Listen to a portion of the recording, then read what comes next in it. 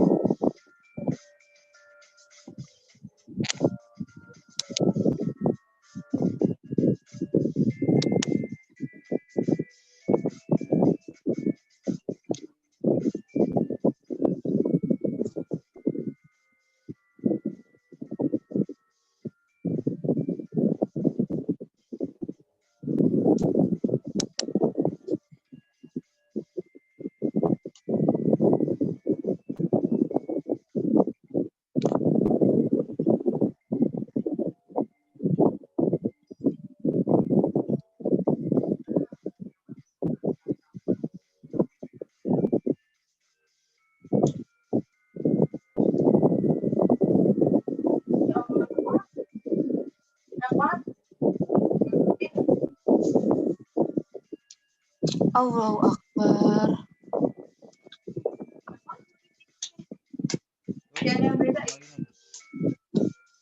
Empat X plus Y sama dengan 12. 12 kurang Y X. Apa sih? Anjir, salah lagi gua. Kedengaran, Cek. Diam. Hukum tilawah yang dilaporkan saat head adalah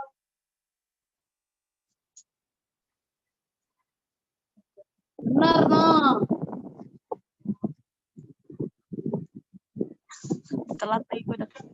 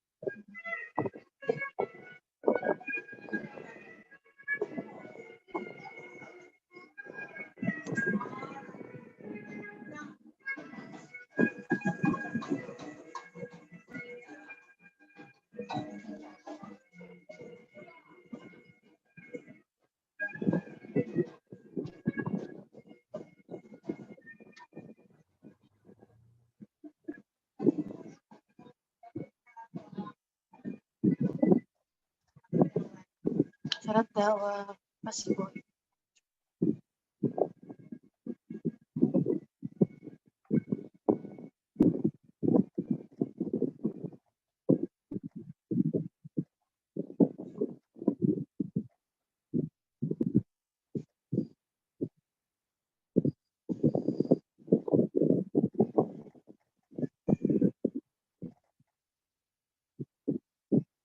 Udah ya, udah berani satu orang lagi nih.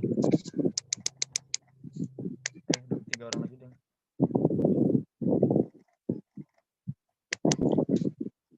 Ini yang tiga paling bawah yang nol, dia nggak jadi ikut ya? Apa gimana sih?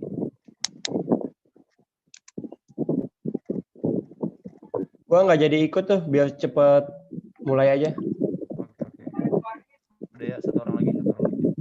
Pandair. Gimana? Udah? Nah, oke.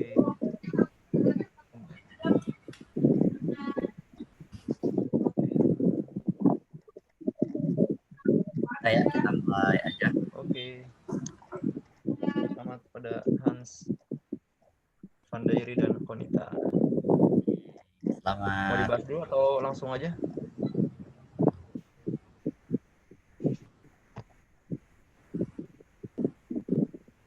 Jawaban-jawabannya ya.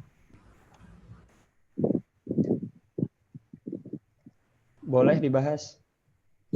Yang mana nih yang mau dibahas nih? Ada aja. Yang banyak salah aja. Kayak yang hitung-hitungannya. Dengan pertanyaan bonus sudah dari Kalau Nisa. ngitung beneran dong, kesel banget. 47%. Nah, ini nih. Jumhur. Habis. Jawabannya jumhur. Habis. Oke.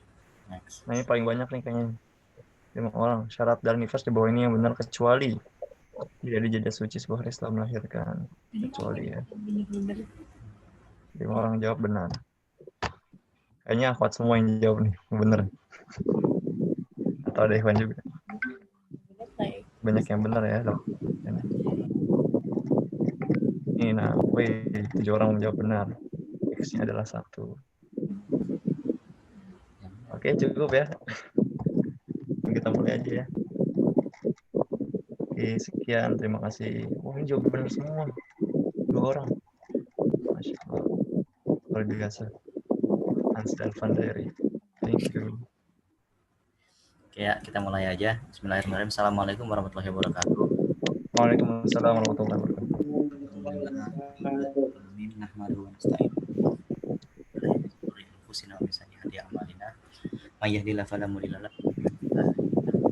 Allahumma sholli ala Muhammad wa ala ali Muhammad. Alhamdulillah kita masih diberikan kesempatan untuk mengikuti di tahun 2021. Semoga teman-teman yang belum bisa bergabung kita doakan agar bisa bergabung untuk kajian selanjutnya, dan yang sudah bergabung semoga diistiqomahkan untuk kajian-kajian selanjutnya. Salawat dan salam untuk Nabi Muhammad Waalaikumsalam. Ya, insya Allah kita mendapatkan syafaat beliau di akhir zaman. matiin mikrofonnya dulu. Mbak DJ bisa matiin mikrofonnya. Takutnya ini nanti di mute aja. Oke, untuk menghemat waktu, kita langsung serahkan kepada Ustadz Wildan yang juga sudah hadir. Kepada Ustadz Wildan, dipersilahkan.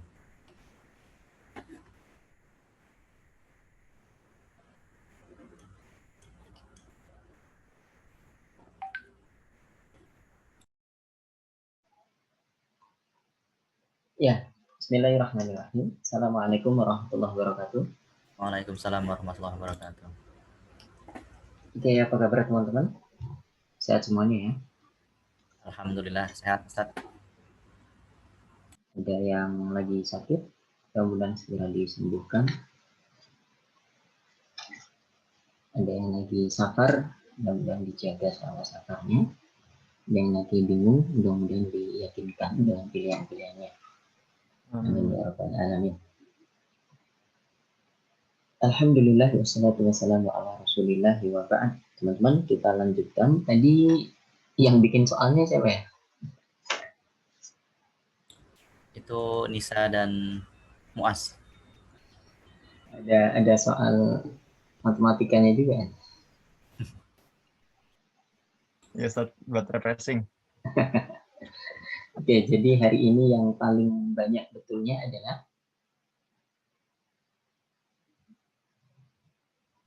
Hans tadi, atas nama Hans dengan ya, Hans apa ya, itu siapa kitab. Mbak? Mbak siapa? Mbak Hana. Mbak Hana. Mana suaranya Mbak Hana? Mbak Hana mana suaranya?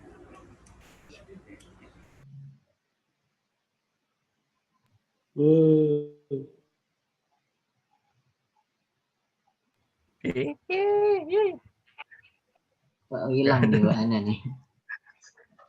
So yang ini aja runner up-nya nih, Konita.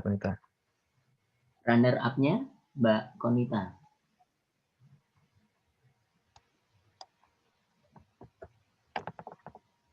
Bukan, Van Diary. Oh, Irfan. Irfan. Aina Irfan. Irfan betul semua ini Irfan. Irfan. Halo.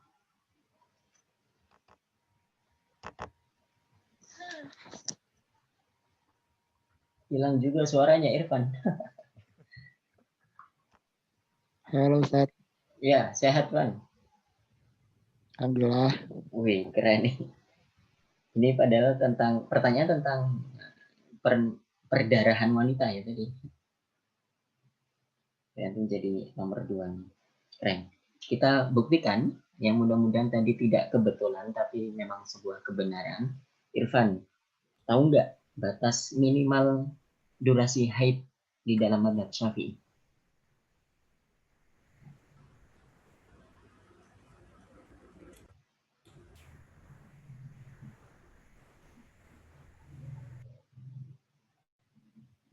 Mazhab Syafi'i haid ya, Iya, durasi minimalnya.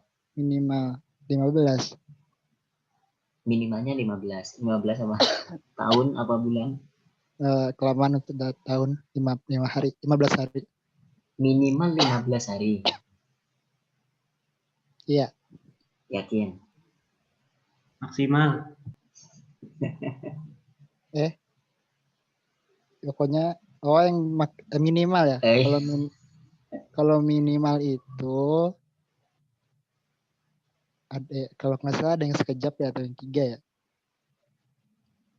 Yang minimal Syafi'i itu sekejap apa sih? Kalau nggak salah. Nggak tahu, saya nanya makanya. Iya, dari saya sekejap seingatnya. Sekejap. Oke.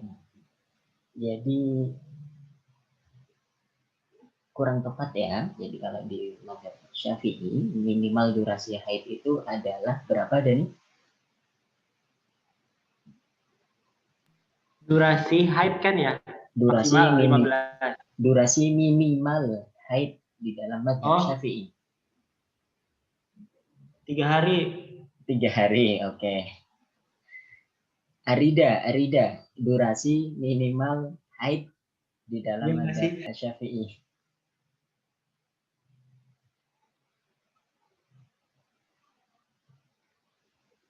Arida, halo.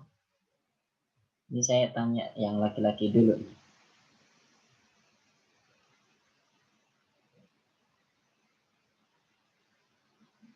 Hilang Arida. Billy. Oke, Billy. Mas Ya, Ketum. Saya ulangi ya. Durasi minimal haid di dalam mazhab Syafi'i berapa? sehari semalam. Sehari semalam. 24 jam. Gitu. Antum belum pernah haid kan ya, Gini? Belum, Ustaz. Belum. Nanti. Alhamdulillah.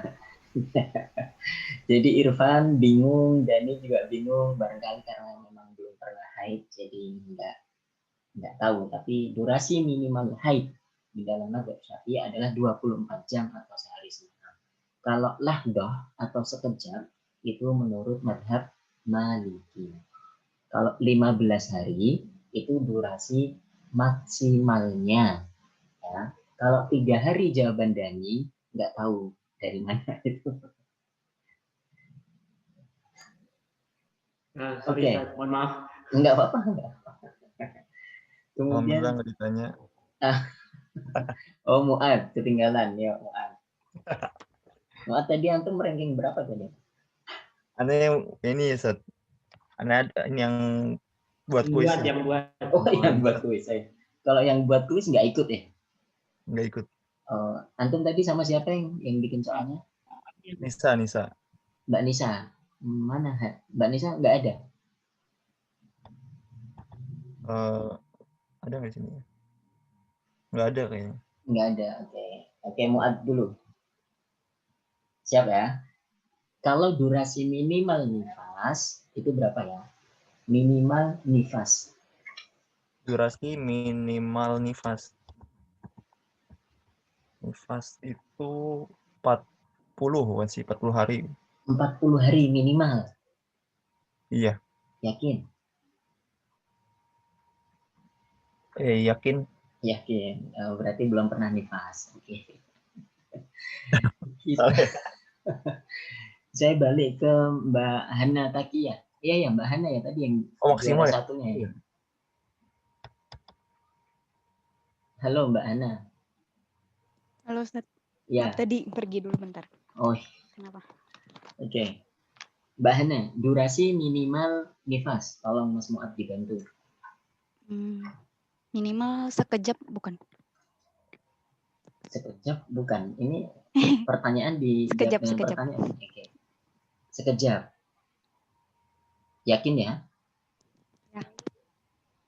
Oke. Kemudian Mbak Konita. Halo Mbak Konita. Ustaz. Ya, durasi minimal nifas. Apakah 40 hari sama dengan Mas Muad atau sekejap sama dengan Mbak Konita? Coba ulangi. Agak kecil soalnya suaranya. Oh, suara saya kurang jelas. Coba. Durasi minimal nifas.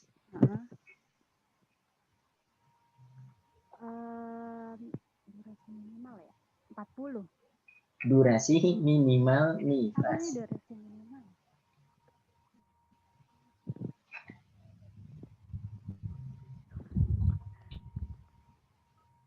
Minimal OT 40 tuh kayaknya maksimal deh ya, 40 hari itu ya. Berapa ya minimal? Seberhentinya kali sih. Seberhentinya. Minimal ya? Iya betul sih seberhentinya ya betul, tapi kan kapan seberhentinya? 3 hari kali, nggak mungkin ya? 3 hari, oh sama kayak Mas Dani tadi 3 hari. Oke, ada yang tahu? Ada yang tahu dengan yakin gitu misalnya. Tadi Mbak Hana sudah jawab sekejap, tapi pakai sekejap bukan gitu.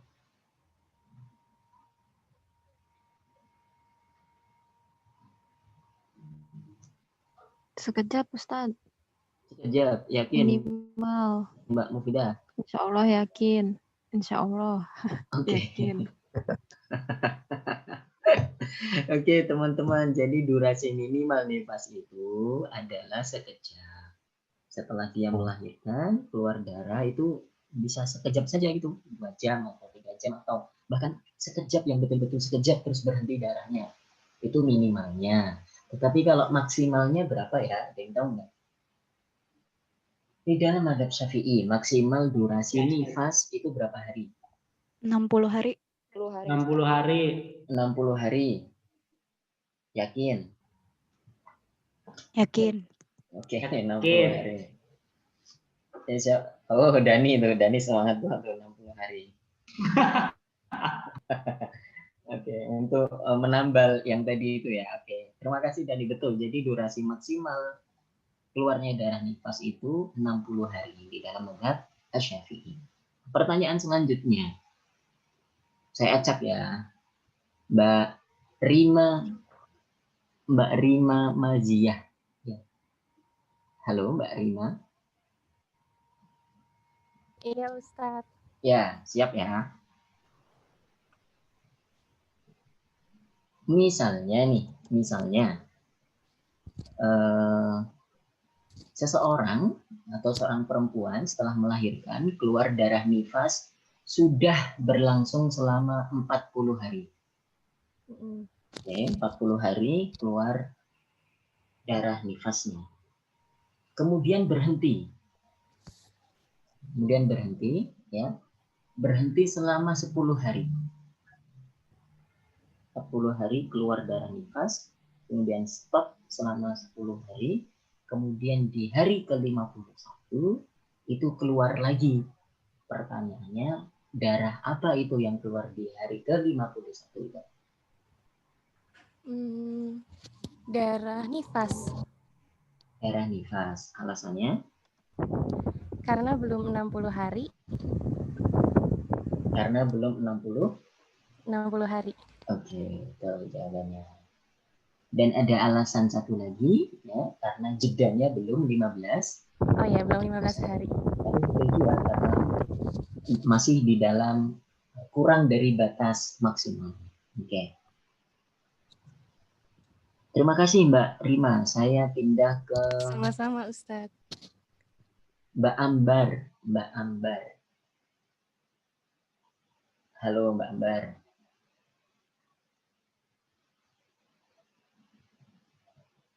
Iya, Mas. Iya, siap ya.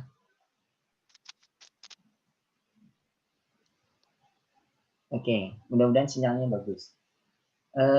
Seorang perempuan nifas selama 60 hari.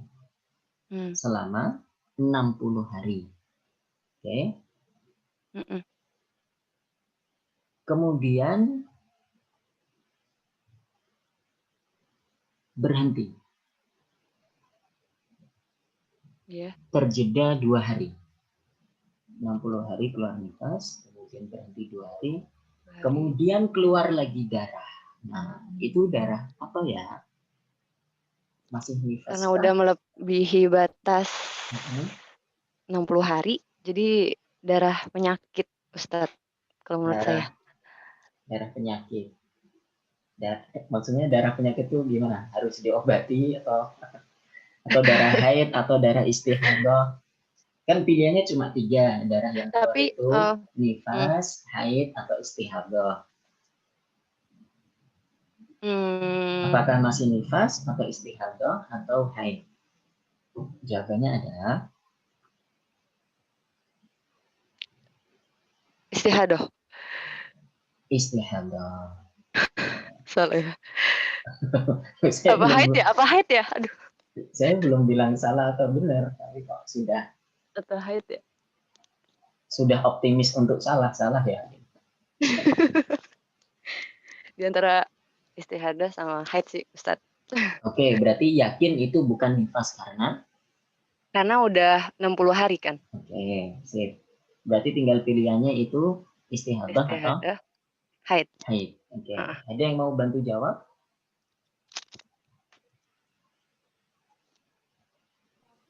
Istihadah kayaknya, Ustaz. Kenapa, Mbak Ana? Karena belum di jodoh suci 15 hari. Jawaban yang bagus, tapi kurang tepat.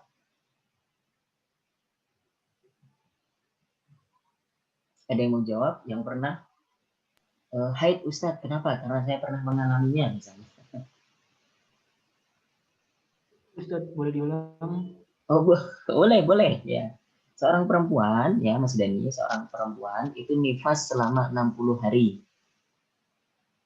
Kemudian berhenti darahnya sampai 2 hari itu terjeda berhenti. Kemudian di hari ke-63 keluar darah lagi. Nah itu darah apa?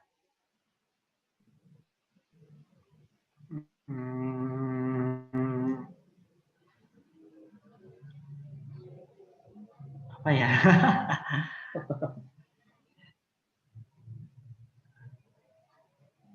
Istihadah. Istihadah. Kenapa istihadah?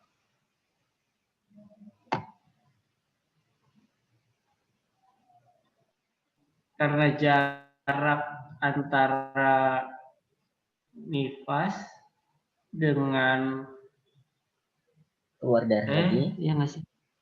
Keluar darah lagi.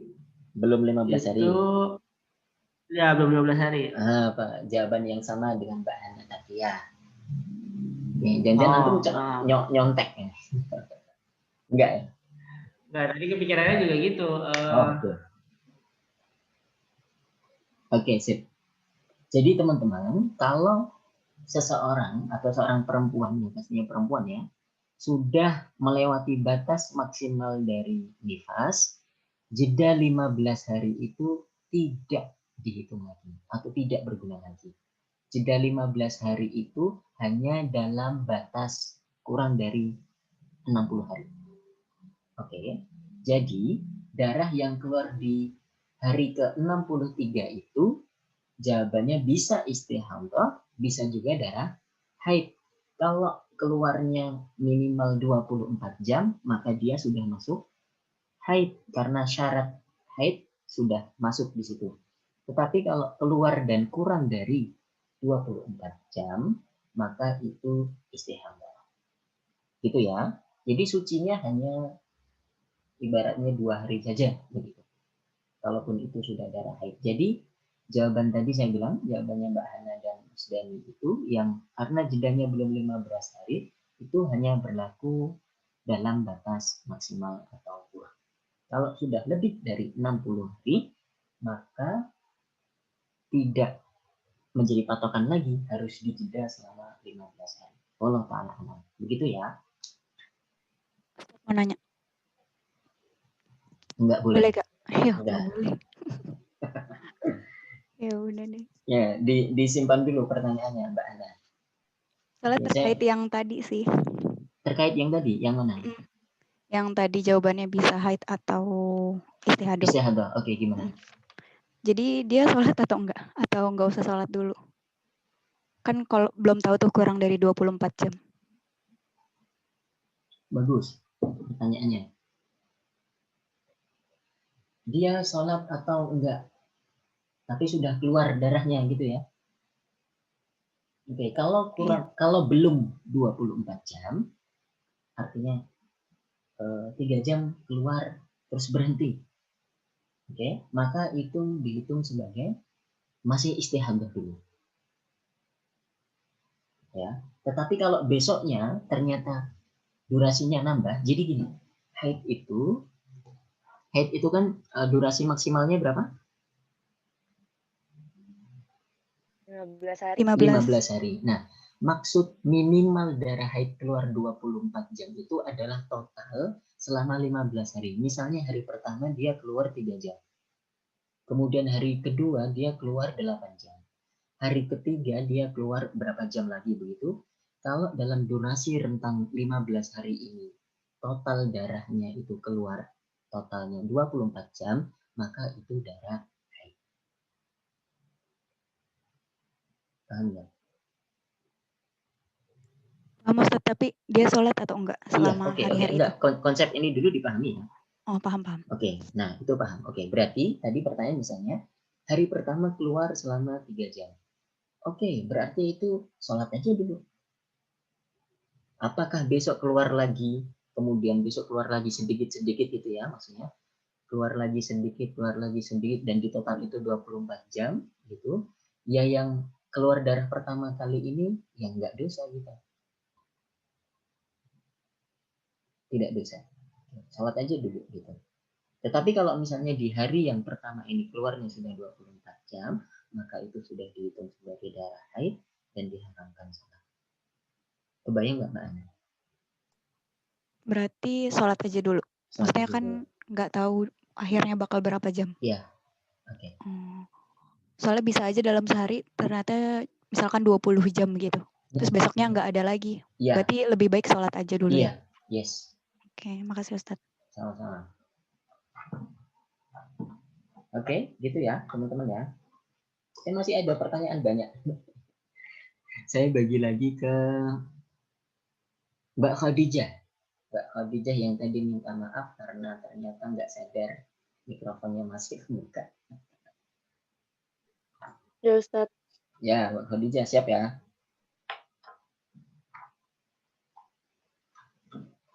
Sudah siap pertanyaannya?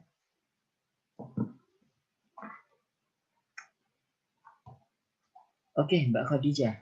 Misalnya seorang perempuan, ini kita banyak latihan ya supaya kita lebih paham. Dari tanggal 1 sampai tanggal 3 keluar darah. Tanggal 1 sampai tanggal 3 keluar darah kemudian berhenti. Oke. Kemudian berhentinya itu selama 10 hari. Berhentinya selama 10 hari. Kemudian keluar lagi darah sehari dan berhenti. Kebayang nggak Mbak Khadijah? Ya Ustadz. Oke.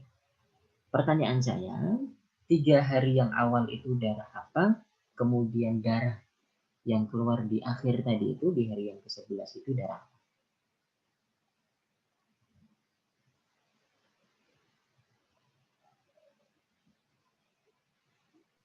Hmm, 3 hari yang awal itu tidak haid. Oke. Karena kan maksimal haid 15 hari. Yes. Untuk yang 1 hari terakhir itu ya Ustaz? Untuk yang 1 hari di akhir itu, kan tadi baru 13 hari, 1 hari kemudian masih darah haid Ustaz. Masih darah haid. Berarti masih darah haid. Oke, Masih berarti hitungan awal. masih haid yang pertama. Heeh. Oke. Berarti selama dia tidak keluar darah, yang 10 hari tidak keluar darah itu, dia dihitung masih apa? Masih haid atau sudah suci? Sebenarnya masih dalam haid berarti belum selesai sebenarnya. Jadi kalau misalkan dia waktu lagi bulan puasa, meskipun dia puasa, tetap dia harus ganti. Keren. Oke, Mbak Khadijah, betul jawabannya. Jadi meskipun dia tidak keluar darah selama 10 hari itu, tetapi itu masih dihitung sebagai masa haid. Sehingga haram puasa, haram sholat. Ya kalau puasa Ramadan tetap harus diganti. Meskipun dia sudah puasa di hari yang tidak keluar darah itu. Oke, gitu ya Mbak Khadijah ya. Baik Ustaz. Oke, siap. Pertanyaan selanjutnya. Mbak Nida Insi.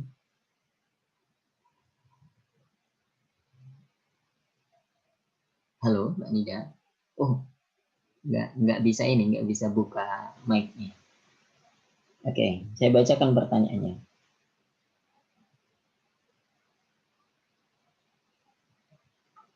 Oke. Seorang perempuan keluar darah selama 10 hari. Dari tanggal 1 sampai... Oh ya, nggak bisa pakai mikrofon. Oke, nggak apa-apa. Itu tidak menyelamatkan Mbak Nida dari pertanyaan saya ya. Jadi tetap harus jawab. Seorang perempuan keluar darah 10 hari, selama 10 hari. Kemudian berhenti. Oke. Kemudian berhentinya selama 8 hari. Tanggal 1 sampai tanggal 10 keluar darah. Kemudian berhenti selama 8 hari kemudian. Oke. Kemudian setelah berhenti itu dia keluar darah lagi selama 12 hari.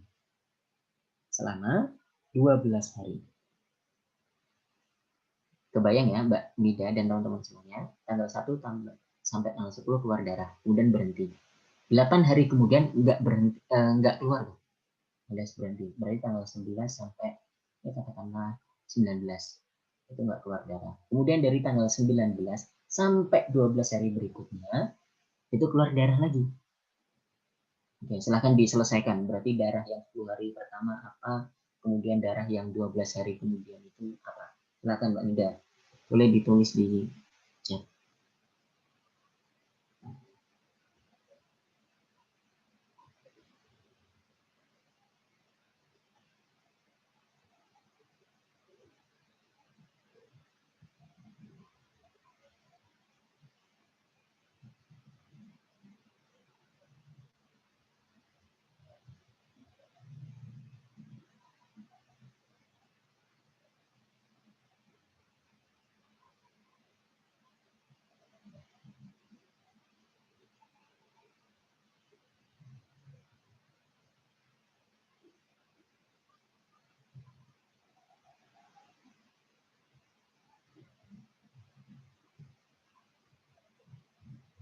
Oke, masih nunggu jawabannya Mbak Nida. Darah tanggal 1 sampai 10 itu darah apa? Kemudian jeda 8 hari. Ya. Kemudian dari jeda 8 hari itu keluar lagi darah selama 12 hari. Oke, sudah muncul jawabannya. 10 hari itu darah haid, 8 hari bersih, 12 hari datang haid lagi. Berarti 5 hari yang pertama itu masa haid dan 3 hari itu masa suci. 12 hari itu darah istihadah. Oke. Jadi 10 hari itu darah haid. Yes, betul. 8 hari itu bersih. Oke, kemudian 12 hari datang lagi haid. Berarti 5 hari yang pertama itu masa haid. Kenapa? Dan 3 hari itu masa suci. Kenapa? Atau ada yang boleh langsung mau jawab pakai mikrofon? Silahkan.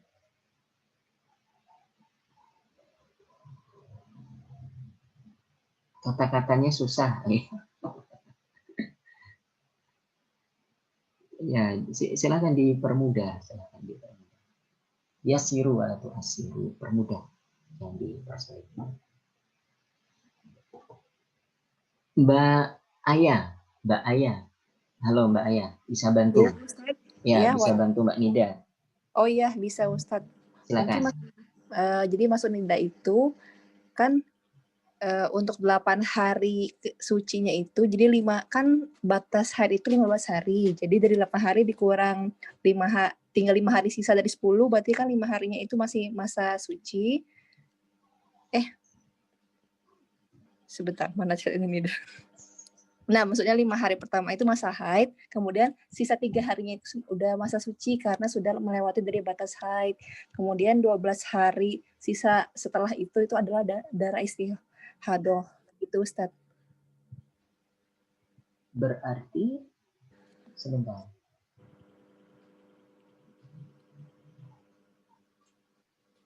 Oh, jadi yang 10 hari itu digenapkan menjadi 15 hari gitu ya?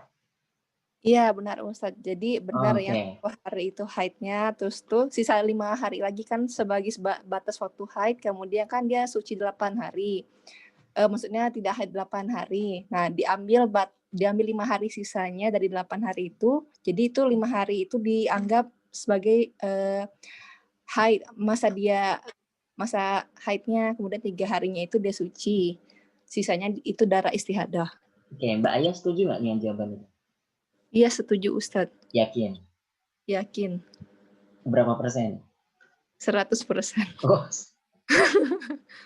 Oke, ada jawaban lain yang belum Mbak Tuti? Setuju nggak dengan jawaban Mbak Nida dan Mbak Ayah?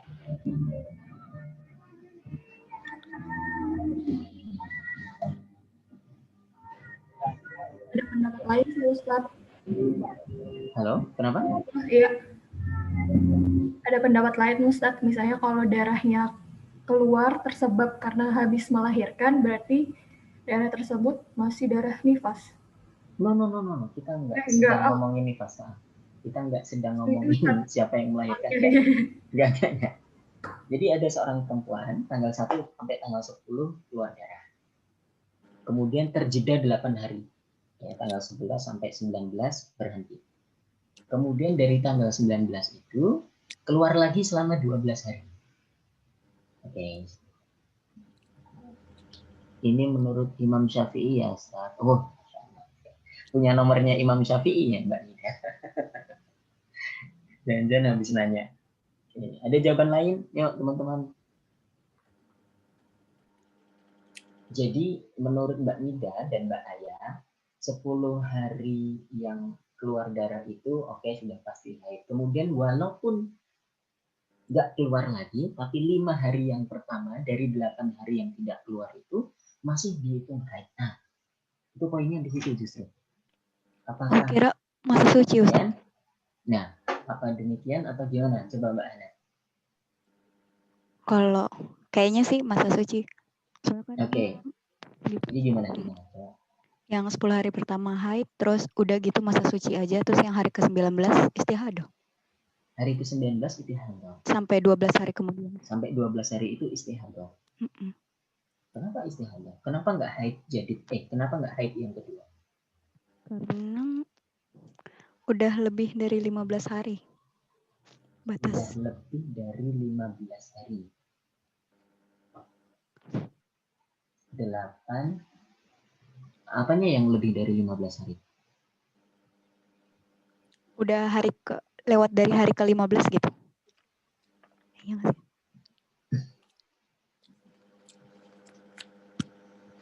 Oke, bentar ya. Ini teman-teman gini, ini saya mau share screen. Kelihatan ya teman-teman ya, share screen saya. Ini teman-teman semuanya masih nyambung kan ya?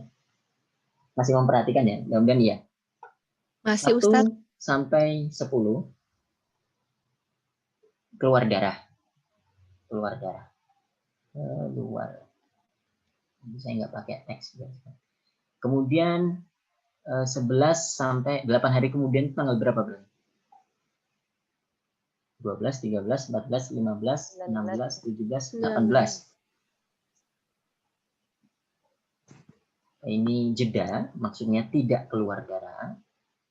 Nah, kemudian dari 19 selama 12 hari kemudian, ya, 12 hari kemudian berhenti gitu ya maksudnya, ini keluar lagi. Oke. Jawaban Mbak Nida yang 10 ini ditambah haidnya itu masih ditambah karena masa maksimal haid itu 15 hari, kok ini baru 10, berarti kita tambah. Yang jeda ini yang dipangkas, ya 8 hari ini berarti yang 5 pertama itu masih ikut haid. Oke, berarti 3 harinya suci, kemudian selanjutnya istihadah, kan gitu tadi. Mudah-mudahan gitu ya Mbak Nida ya. Susah nulisnya. Gitu. Nah, bagaimana kalau jawabannya begini? 1 sampai 10 ini haid. Kemudian karena sudah tidak keluar dan ini 8 hari dan baru keluar lagi di hari ke-9-nya, oke ya, berarti ya. Hari ke-9-nya selama 12 hari dan berhenti, maka yang ditambah itu atau yang dilengkapi itu adalah masa jedanya atau masa sucinya. Jadi masa sucinya ini baru 8, berarti di sininya ini yang dilengkapi. Berarti ini 7 hari di awal itu termasuk suci, ya, termasuk suci. Kemudian 5 hari itu baru haid yang kedua. Supaya masa sucinya itu 8 plus 7 genap 15 hari. Kira-kira jawabannya yang mana ya? Ada dua perspektif itu tadi.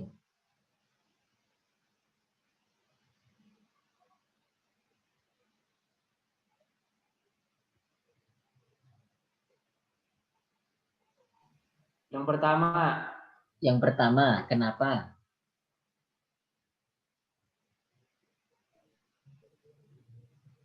Menyempurnakan masa haidnya.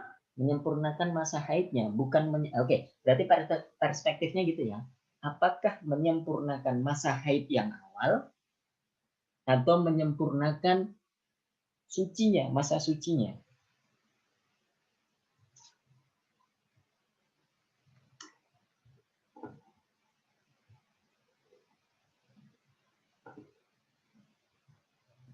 Aku pusing. Kalau menyempurnakan, oke, saya kasih pandangan lagi misalnya. Nanti juga ada pertanyaan lagi. Misalnya kalau menyempurnakan masa haid di awal, ya, sebagaimana jawaban Mbak Nida, berarti yang 5 hari pertama ini dihitung haid. Kemudian 3 hari berikutnya itu sucinya, begitu ya? Atau gimana tadi? Berarti sucinya tidak 15 hari dong.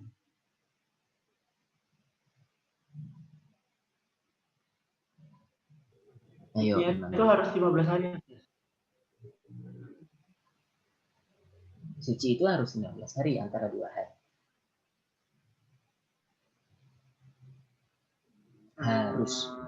Suci itu harus. Suci antara 2 haid itu minimal 15 hari. Bukan harus. Minimal 15 hari.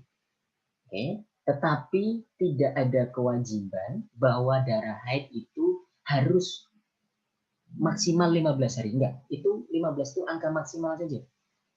Bahwa bisa jadi 24 jam minimalnya atau maksimalnya 15 hari.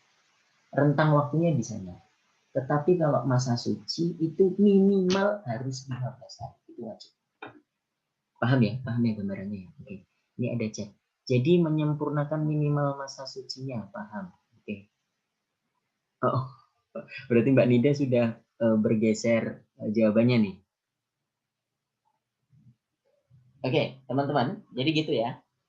Insya Allah yang lebih tepat adalah menyempurnakan masa sucinya. Bukan menyempurnakan haidnya. Karena tidak ada kewajiban bahwa haid itu harus 15 hari. Enggak.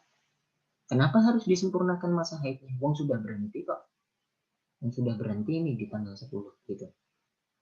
Yang mulai tanggal 11 ini sampai 18 ini suci. Kemudian ya, dia dilengkapi apa bahasanya? Disempurnakan, susah mau menyebut, disempurnakan ya masa sucinya itu selama 15 hari. Karena memang begitu aturannya. Jadi antara 2 haid itu harus dijeda masa suci minimal 15 hari. Itu ya. Jadi 10 hari yang pertama adalah haid, 8 hari nggak keluar darah itu adalah masa suci, termasuk 7 hari pertama keluar darah haidnya. Oke. Kok keluar darah haid. 7 hari pertama dari 12 hari itu adalah penyempurnaan dari masa suci. Oke. Kemudian 5 hari setelahnya itu baru haid yang kedua. Jadi haid yang pertama itu selama 10 hari, haid yang kedua itu hanya 5 hari. Di tengah-tengahnya masa suci 15 hari. Oke teman-teman, ada pertanyaan, ada masukan, ada kritikan, ada jawaban lain, silakan.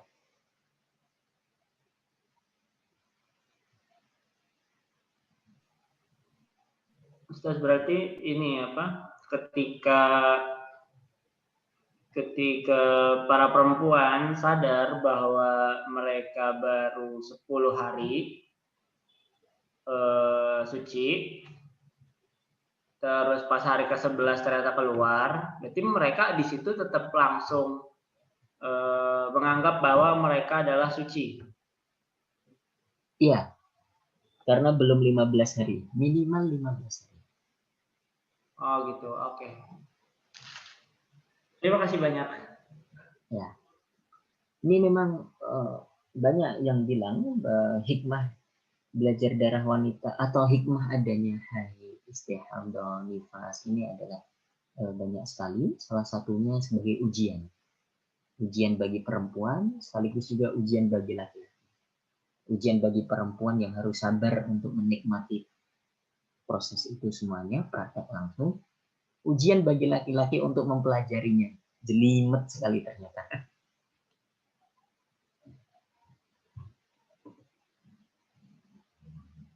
Oke, sampai sini dulu teman-teman. Tambah paham atau tambah bingung? Insya Allah paham Ustadz. Paham ya, Mbak Aya ya, jadi ya tadi ya. Iya paham Ustadz. Yang disempurnakan adalah masa sucinya, bukan haidnya. Oke, karena memang sudah berhenti. Oke. Baik, kalau di PowerPoint, insya Allah sudah selesai sih. Bentar, saya share screen lagi. Di PowerPoint-nya tinggal teman-teman bisa lihat PowerPoint-nya? Kemarin kita sudah belajar tentang haid, nifas. Ya, ini bagian dari yang ketiga, istihadah. Darah istihadah adalah darah selain darah haid dan darah nifas. Nah, itu aja. Gampang kan? Nah, darah yang keluar dari farji perempuan selain haid dan nifas. Teman-teman bisa lihat ya PowerPoint-nya? Sudah nampil ya? Iya bisa Ustaz. Oke. Kemudian ini beberapa kategori dari darah istihadah. Kita masih pakai PowerPoint-nya Ustazah Isnawati, ya, pakar darah wanita di Fikih Indonesia.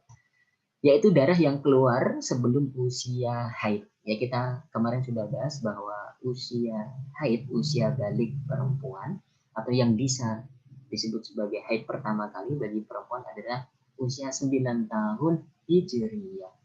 Takriban, kira-kira mendekati gitu. Jadi bukan harus tepat 9 tahun dulu, tetapi kalau misalnya kurang 2 hari atau 3 hari itu sudah bisa disebut sebagai darah haid.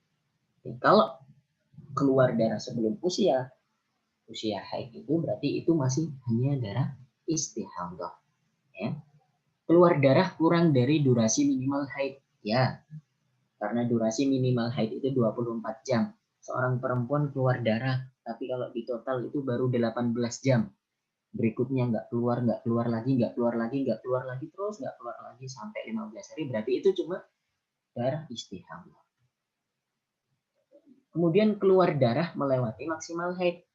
Ini juga kalau sudah haid lewat batas maksimalnya 15 hari, ya, seorang perempuan keluar darah terus dari tanggal 1 sampai tanggal 17 misalnya. Dari tanggal 1 sampai tanggal 17.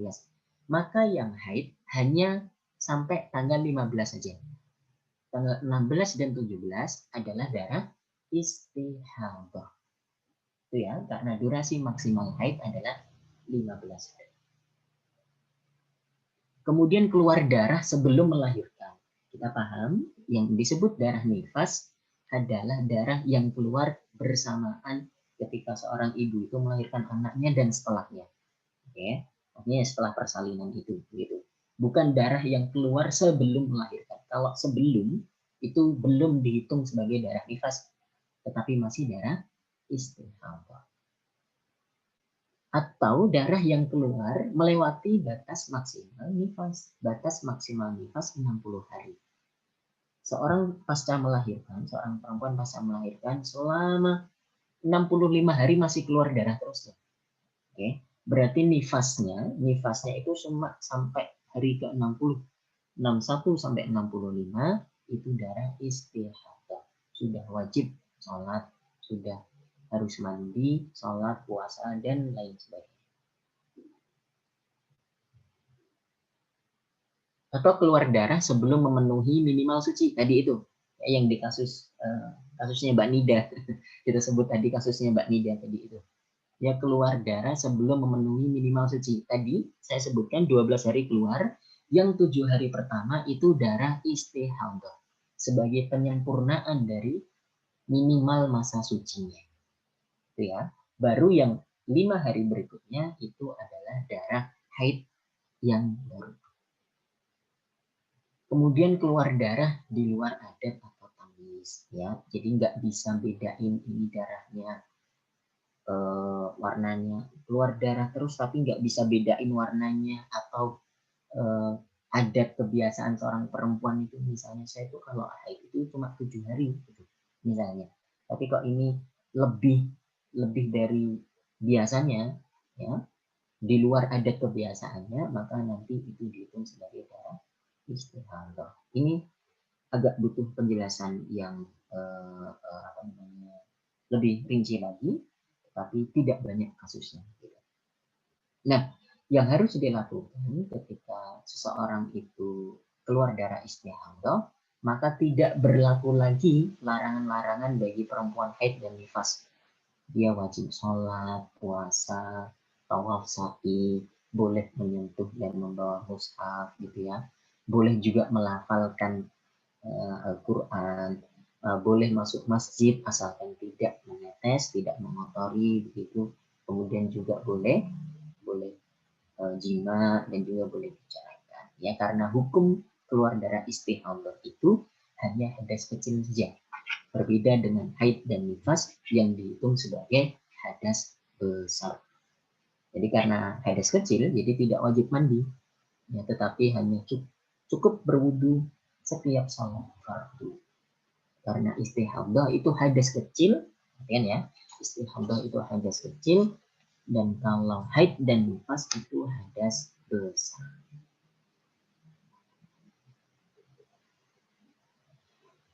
Apa yang harus dilakukan seorang perempuan yang keluar darah istihadah, yang ketika hendak sholat? Yang pertama adalah wajib membersihkan najis atau darah di farjinya, ya. Kemudian yang kedua menyumbat atau memakai pembalut atau sejenisnya, ya, dengan catatan: 1, tidak membahayakan dirinya, atau 2, tidak sedang berpuasa. Ya, maksudnya menyumbatnya itu bukan hanya disumbat, tapi mohon maaf, agak dimasukkan ke farjinya. Ya, kalau dikhawatirkan membahayakan dirinya, ya jangan, gitu ya. Atau kalau sedang puasa, hati-hati, puasanya bisa batal karena memasukkan sesuatu ke dalam farjinya. Okay. Kemudian berwudu setiap waktu sholat fardu. Berwudunya itu baru dibolehkan alias sah kalau sudah masuk waktu sholat. Jadi persis kayak tayamum, persis seperti tayamum, ya. Jadi ini keluar darah nih, misalnya seorang perempuan keluar darah istihadah, mau sholat duhur, tapi sudah wudu jam 11, nah itu wudunya nggak sah ini, ya. Artinya baru boleh berwudu kalau sudah masuk waktu duhur. Itu pun wudunya, ya, bukan untuk mengangkat hadasnya niatnya, tetapi listibahati salat, yaitu untuk memperbolehkan dia sholat. Karena darahnya itu masih keluar, karena masih keluar. Okay?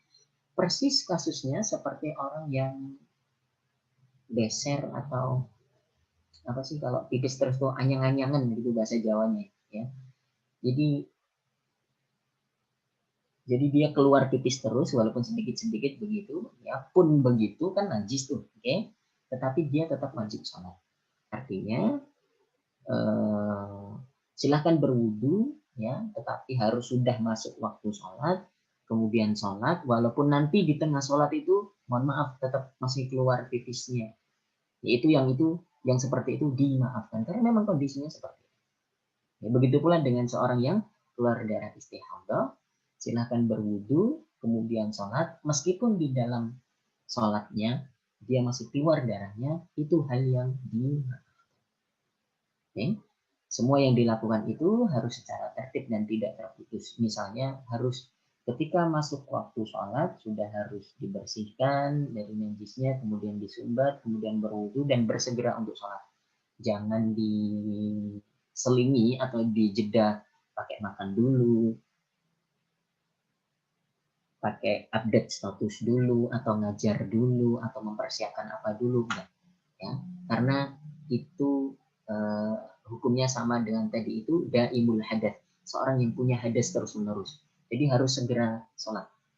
Ya, kalau jedanya itu untuk keperluan sholat ya nggak apa-apa, misalnya pakai mukena, nyari mukena itu ya nggak apa-apa karena masih dalam keperluan sholat, atau jalan ke masjid misalnya, atau menunggu jamaah misalnya, ya, menunggu qomat maksudnya, nggak apa-apa, itu masih dalam kepentingan sholat. Tapi kalau sudah di luar kepentingan sholat, hati-hati ya, nanti bisa tidak sah sholatnya. Artinya memang harus tertib seperti itu dilakukan, ya, tidak terjeda kecuali memang untuk kepentingan sholat. Oke, itu istihadah. Nah, ini kalau pengen detail lagi, teman-teman, istihadah itu ada yang mutlak, ya, istihadah mutlak, ada juga yang istihadah tadi itu kasus-kasus yang pernah kita bahas, ya, istihadah bercampur haid atau nifas seperti tadi itu. Jadi nanti kalau pengen lebih detailnya, ada 7 macam istihadah. Ada istihadah mubtada'ah mumayyizah, mubtada'ah mutahayyirah, mu'tadah mumayyizah, mu'tadah ghairu mumayyizah, mutahayyirah mutlaqah, mutahayyirah dzakirah lil waqti, nasiyatun lil adat, atau mutahayyirah dzakiratun lil adat, nasiyatun lil waqti. Ada 7 macam jenis istihadah, ya. Yang pertama mubtada'ah. Mubtada'ah itu maksudnya seorang perempuan yang baru haid untuk pertama kali, ya. Sebelumnya belum pernah haid atau belum pernah suci, gitu. Artinya dia haid untuk pertama kali. Nah, mumayyizah itu artinya bisa membedakan ini antara 2 darah yang berbeda. Misalnya 10 hari keluar darah untuk pertama kalinya, ya, seorang perempuan usia 9 tahun itu keluar darah selama 10 hari misalnya. Nah, 7 di awal itu yang keluar darahnya warna hitam, kemudian 3 hari yang terakhir itu warna merah begitu, ya. Maka 7 hari di awal yang warna hitam itu dihitung sebagai darah haid, 3 hari yang terakhir itu karena memang sudah bisa membedakan warna darahnya, artinya mumayyizah, ya, itu disebut darah istihadah. Haidnya hanya sampai 7 hari. Ini kalau kita ngomongin detail-detailan gitu, tapi ini ada penjelasan lebih lanjut, dan biasanya di kitab-kitab matan yang tipis atau di kitab-kitab syarah penjelasan yang tidak terlalu panjang lebar, hal ini juga belum disebutkan gitu. Baru di penjelasan-penjelasan yang tebal seperti kitab-kitab hasyiah atau penjelasan-penjelasan yang tebal begitu, baru disebutkan tentang 7 hal ini istihadah. Mumayyizah itu, ya, anak disebut mumayyiz itu kan mampu membedakan yang baik dan buruk begitu, dan seterusnya. Kemudian mubtada'ah mutahayyirah, seorang yang baru pertama kali haid tapi dia mutahayyirah, bingung, nggak bisa membedakan warna darahnya begitu, tidak bisa membedakan warna darahnya. Kemudian mu'tadah itu adalah seorang perempuan yang sudah pernah mengalami haid dan suci sebelumnya. Mumayyizah itu bisa membedakan warna darahnya. Kemudian kalau ghairu mumayyizah itu berarti tidak bisa membedakan warna darahnya. Mutahayyirah, ya, ini haid apa bukan. Kemudian karena biasanya mutahayyirah itu jadi dia tuh bingung, ini saya itu keluar darah nggak sih gitu ya, karena memang tidak sering menyepelekan begitu, tidak konsen dalam hal perdarahan ini, jadi bodoh amat mau keluar mau enggak, jadi itu enggak perhatian begitu ya. Tapi dia bingung, tetapi ingat kebiasaannya, ya, dzakirah lil waqti nasiyatun lil adat. Dia tahu kapan pertama kali keluar tetapi lupa kebiasaan atau adat haidnya. Atau yang kedua, dia dzakirah lil ada, dzakirah lil ada, dia ingat adatnya, kebiasaannya, tetapi lupa kapan pertama kali keluar darahnya. Nah, yang seperti ini tentu saja bisa dicarikan solusinya. Artinya teman-teman yang perempuan gitu ya, harus concern, harus fokus, betul-betul tahu tentang kapan keluar darahnya, bagaimana solusinya, ngitungnya bagaimana. Kemudian nanti kalau punya anak perempuan juga harus sudah diajari tentang hal-hal yang seperti ini, karena ini berkaitan langsung dengan praktek ibadah, bagaimana boleh dan tidaknya sholatnya, puasanya, begitu juga harus mengerti sejak dini, begitu. Itu menjadi ilmu yang wajib dipelajari oleh perempuan tentu saja, dan juga wajib dipelajari oleh laki-laki untuk mendidik istri dan anak perempuannya. Dan biasanya hari ini laki-laki nggak ngerti soal beginian ini ya. Biasanya. Jadi kalau kayaknya saya pernah cerita gitu, ada tetangga saya gitu, bapaknya itu ketakutan karena anak perempuannya itu sakit perut, katanya sakit perut melilit begitu, sampai bapaknya ketakutan banget dan manggil istrinya, ibu itu anakmu kenapa gitu. Ternyata sedang haid anaknya, sedang haid untuk pertama kalinya. Bapaknya nggak ngerti harus gimana, harus apa yang dilakukan, nggak ngerti. Bapaknya nggak pernah haid juga, dan juga nggak pernah ikut kelas Al-Fatih juga untuk berbicara tentang fikih taharah, jadi nggak ngerti. Mudah-mudahan teman-teman yang laki-laki sedikit ada gambaran nanti soal detailnya itu bisa dipelajari di kemudian hari dengan diskusi, dengan bertukar pikiran sama dengan teman-teman. Kalau yang perempuan harus lebih banyak baca, harus sering-sering tanya, harus belajar, karena ini langsung berkenaan dengan teman-teman perempuan. Begitu. Oke. Sampai di sini teman-teman ada pertanyaan?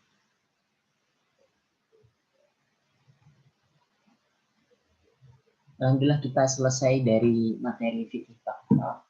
Ya, bab terakhir kita bahas tentang darah wanita, haid, nifas, dan istihadah. Ya, mudah-mudahan bisa dipahami dan diambil manfaatnya walaupun sedikit, mungkin bisa beramal berlandaskan ilmu, dan juga kalau ada manfaatnya silahkan di-share ke teman-teman yang lainnya. Wallahu ta'ala a'lam. Begitu teman-teman. Ada pertanyaan nggak? Saya mau nanya Ustadz. Mbak Khadijah. Iya, saya mau nanya. Waktu itu jadi pernah ngalamin juga nih darah istihadah ini.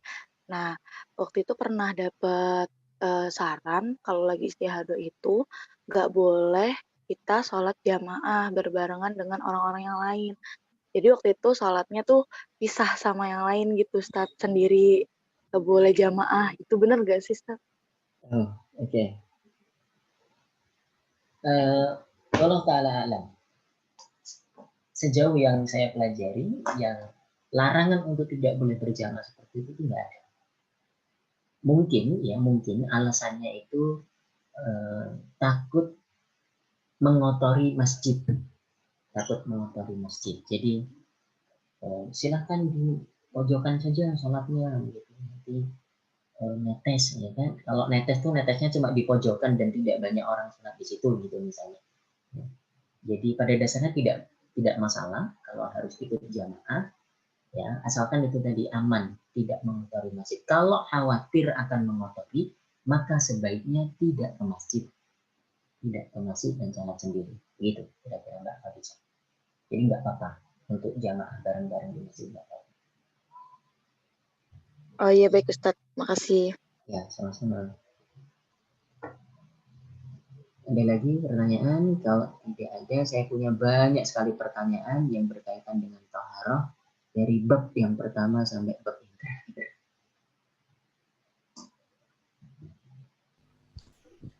Ustadz mau tanya. Ya, Mbak Rima. Yang nanya saya nanti saya tanya balik. Waduh, nggak jadi Ustadz. Berarti tadi Mbak Khadijah nanya, Mbak Rima yang kedua, yuk silakan. Mau tanya terkait dengan istihadah nih Ustadz. Kalau misalnya tadi kan mau memastikan lagi kalau misalnya ketika dalam masa istihadah berarti ketika mau melaksanakan sholat cukup dengan yang tadi ya Ustadz ya, kayak memastikan darahnya sudah bersih, kemudian hanya wudhu saja, tidak perlu mandi wajib lagi setiap sholat ya Ustadz. Nah kalau misalnya istihadahnya udah selesai, itu perlu nggak Ustadz mandi besar lagi sebelum melaksanakan sholat seperti biasa? Maksudnya tidak dalam keadaan istihadah lagi. Ya. Kalau di dalam kalau pas keluar darah istihadah saja itu tidak diwajibkan mandi, maka apalagi kalau sudah berhenti darah istihadahnya. Artinya kalau mau mandi silahkan, kalaupun tidak mandi ya nggak apa-apa. Yang penting tadi itu kalau pas istihadah darah keluar, dicuci farjinya, kemudian disumbat biar nggak keluar, itu hanya ibaratnya sebagai pencegahan saja. Toh meskipun kalau pas sholat dan tetap keluar itu dimaafkan begitu. Kalau sudah selesai dari darah istihadah mau mandi silakan, kalau enggak ya nggak apa-apa. Itu hanya hadas kecil, istihadah itu bisa di cover dengan wudhu. Kalau tidak sholat tidak wajib mandi, beda dengan haid atau nifas yang mewajibkan mandi. Begitu Mbak Rima. Baik, makasih Ustadz. Ya. Ada yang mau nanya lagi? Sudah ada Mbak Khadijah dan Mbak Rima yang siap ditanya dari yang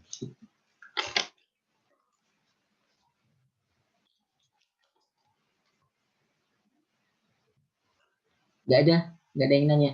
Oke, teman-teman. Kita sudah selesai dari fikih Thaharah. Sekali lagi selamat kepada teman-teman sudah berjuang sejauh ini. Kita berarti totalnya ini berapa pertemuan atau berapa bulan ini fikih Thaharah?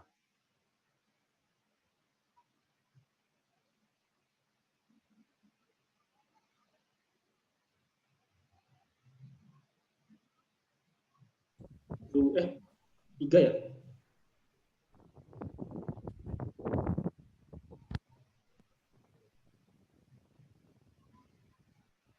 Sepu, 12 bulan ya atau setahun? Setahun lebih sedikit. Setahun kurang sedikit. Setahun pas ya, 12 pertemuan ya. Iya benar. Wih, Masya Allah.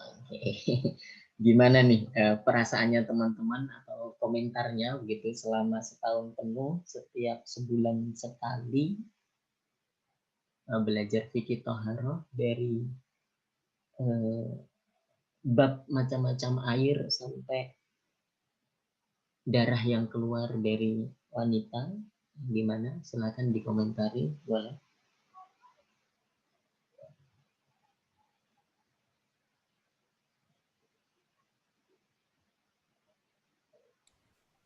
Merasa kerdil Ustaz, tidak tahu apa-apa. Suaranya Mas Billy kecil banget. Apa di saya aja atau di teman-teman yang lain juga nggak?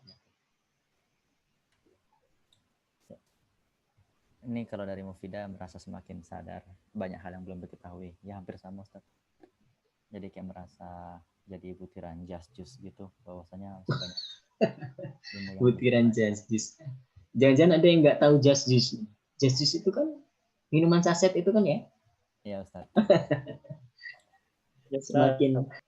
Semakin sadar Ustaz banyak hal yang belum diketahui. Nah itu kan memang tujuan kita belajar ya kan, tujuan kita belajar buka kelas Al-Fatihah itu kan memang supaya kita merasa tidak tahu apa-apa. Berarti ini tujuannya sudah tercapai nih.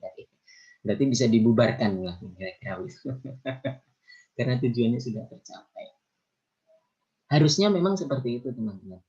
Jadi kalau kita semakin belajar itu semakin menyadarkan kita bahwa selama ini itu kita tidak tahu apa-apa.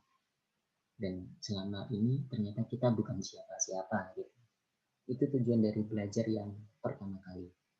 Kalau sebaliknya, maksud saya begini. Kalau itu yang kita rasa selama kita dalam proses belajar, berarti belajar kita sudah benar. Kira-kira begitu. Berarti metode belajar kita sudah benar. Kalau yang terjadi adalah sebaliknya, semakin belajar, kita semakin merasa bahwa kita itu paling pintar, kita semakin merasa bahwa kita sudah banyak tahu, atau kita semakin merasa paling benar, yang lain itu bodoh, yang lain itu keliru, yang lain itu salah, yang benar cuma saya karena saya belajar. Hati-hati, jangan-jangan cara belajar kita yang salah. Jangan-jangan cara belajar kita yang selama ini salah gitu ya. Jadi kalau semakin belajar kita semakin bijak, semakin arif, berarti benar tuh belajarnya. Tapi kalau semakin belajar semakin sombong, semakin membuat jarak kita dengan orang-orang, kamu salah, kamu keliru, gitu. Bisa dimuhasabah lagi, dievaluasi lagi, jangan-jangan belajar kita ini keliru, begitu kira-kira. Allah Ta'ala alam. Itu bisa direnungkan teman-teman sendiri. Oke. Silakan, ada lagi yang mau menyampaikan apa, cerita apa, gitu, atau ngobrol apa, gitu. Saya berharap teman-teman tidak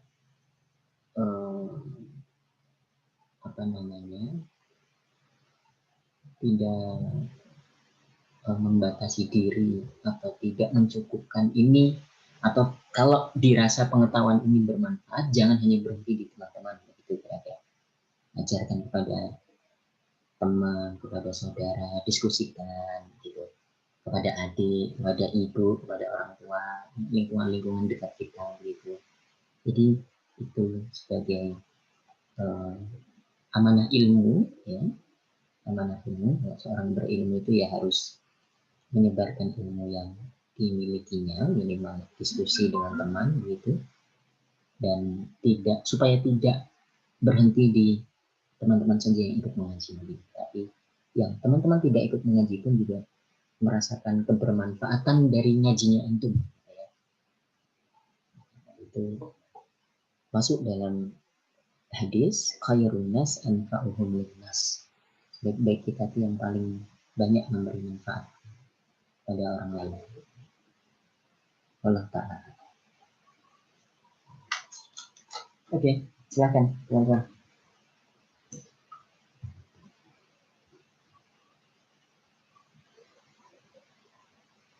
Arida hilang ya, Arida belum dengar suaranya nih.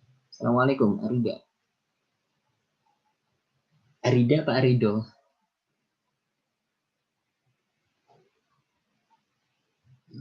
Gak ada benar nih. Arida.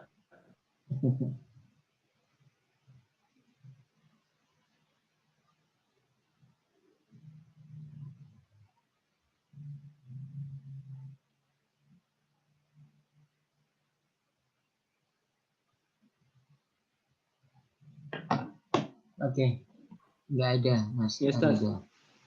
Ya Mas Dani, silakan menyampaikan apa? Menyampaikan apa? Terserah mau ngomong apa. Oh iya, maksudnya terima kasih banyak sudah istilahnya mengajarkan kami.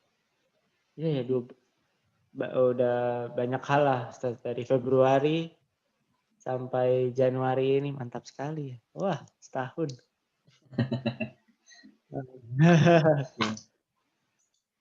11 bulan, 11 bulan. Maksudnya tapi kan 12 kali pertemuan ya. Oh iya.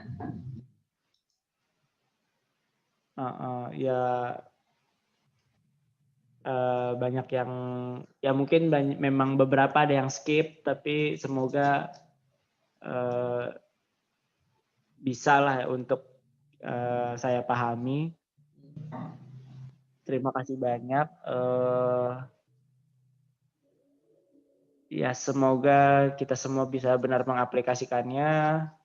Kita semua bisa mengajarkannya kembali, dan maksudnya meski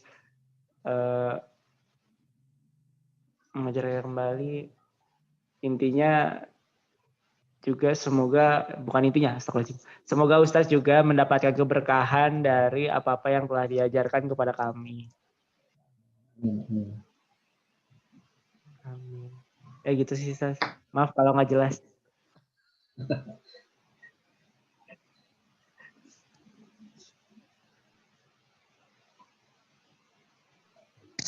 Mungkin yang lain mau kesan-kesan.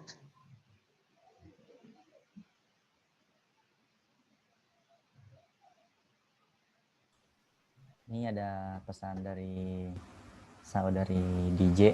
Dia bilang terima kasih Ustadz. DJ itu Mbak Khadijah ya? Ya, oh ya Mbak Khadijah. Ucapkan terima kasih karena memang kan taharah ini permasalahan yang basic dan menentukan kualitas dari amal ibadah selanjutnya kayak wudhu, ke sholat dan lain sebagainya. Itu sangat bermanfaat dan juga bagi Mbak DJ dan teman-teman itu sangat bermanfaat. Terus juga banyak hal yang dulu masih sering jadi pertanyaan dan alhamdulillah sekarang sudah terjawab dan bisa dipahami. Semoga ilmunya bermanfaat dan ya ini permintaan saya juga. Nanti mungkin akan banyak pertanyaan pribadi lagi Ustaz. Oke, siap. Terkait kasus-kasus yang akan ditemui di kedepannya kayak gitu. Iya. Ini termasuk Mas Billy ngechat private ke saya. Ya, saya jawab private atau saya jawab di sini sih? Private aja nanti Ustaz. Oh, private aja. Iya. Tapi ini penting menurut saya. Boleh kalau mau jawab sini nggak apa-apa. Oke. Nggak apa-apa ya? Ya silakan Ustaz. Oke. Pertanyaan dari Mas Billy. Terkait cara mandi besar wanita, apakah boleh mandinya tanpa keramas? Karena hakikat mandi wajib kan meratakan air ke seluruh tubuh. Apakah mandi besar itu harus pakai keramas gitu ya? Oke, bagus ini pertanyaan bagus dan penting. Karena seringkali begitu ya. Misalnya seorang perempuan haid gitu kok belum sholat gitu. Oh saya belum keramas gitu ya. Maksudnya keramas tuh mandi gitu, mandi besar, mandi janabah gitu. Tapi bahasanya memang saya belum keramas gitu. Nggak tahu ya istilah keramas itu kok bisa diidentikan dengan mandi besar itu barangkali begini. Barangkali ini saya menebak dari pengalaman begitu. Perempuan itu kan biasanya rambutnya panjang. Dan biasanya perempuan itu kalau mandi ternyata tuh rambutnya nggak dibasahi. Kalau mandi biasa gitu. Kalau mandi biasa itu rambutnya tidak dibasahi. Atau kalau rambutnya dibasahi maka harus keramas. Gitu kira-kira. Nanti teman-teman yang perempuan boleh komentar. Jadi kalau nggak keramas, rambutnya nggak dibasahi itu. Jadi mandi itu cuma muka sampai turun ke bawah aja gitu. Rambutnya sama sekali nggak basah. Ya dikucir, digelung pakai apa begitu misalnya. Begitu. Nah, kalaupun dibasahi itu juga harus pakai sampo. Jadi kalau basah itu ya sampoan sekalian. Kalau nggak basah sekalian gitu. Kira-kira begitu. Maka itu menjadi identik bahwa mandi besar yang dalam tanda kutip harus seluruh tubuh termasuk rambut ya, itu diidentikan dengan istilahnya keramas. Begitu kira-kira Mas Billy. Jadi apakah mandi besar itu harus keramas? Jawabannya tidak. Yang penting airnya itu rata ke seluruh tubuh termasuk semua rambut. Nah masalahnya perempuan budaya kita, perempuan di budaya kita Indonesia ini, kalau rambutnya basah itu juga harus kalian keramas begitu. Jadi biasanya begitu. Oh saya belum keramas tuh maksudnya rambutnya belum dibasahi. Atau bingung nggak? Mas Billy bisa nangkep ya?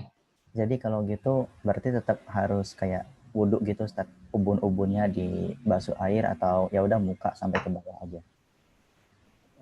Keramas itu maksud antum itu pakai sampo gitu kan ya? Intinya cuci rambut Ustaz. Cuci rambut, oke. Iya. Dari ujung rambut sampai ujung kaki. Iya. Kalau mandi besar itu tidak boleh ada satu jengkal tubuh kita yang tidak basah. Harus takmimul ma ala jasad. Ya. Meratakan air ke seluruh tubuh kita, termasuk rambutnya juga harus basah. Tidak boleh ada yang kering atau tidak basah kena air. Jadi semuanya. Mau pakai sabun atau enggak, mau pakai sampo atau enggak masalah. Yang penting airnya ke seluruh tubuh. Begitu kira-kira. Iya, itu Ustaz. Maksud saya Oke. keramas itu membasuh rambut. Maksudnya Iya. nggak shampoo. Iya. Oke. Oh, keramas itu membasuh rambut. Jadi kalau nggak pakai sampo itu namanya keramas juga nggak? Kalau saya iya Ustaz, karena kadang nggak pakai sampo juga. Oke. Iya. Ya, setahu saya kalau keramas tuh ya pakai sampo. Ya, yang penting rambutnya basah. Mungkin teman-teman yang lain masih ada yang ingin tanyakan di pertemuan untuk fikih taharah terakhir ini. Masih ada kasus-kasus yang ditemukan selama perjalanan setahun menuntut ilmu di fikih taharah, bisa ditanyakan. Bisa ada yang tanyakan?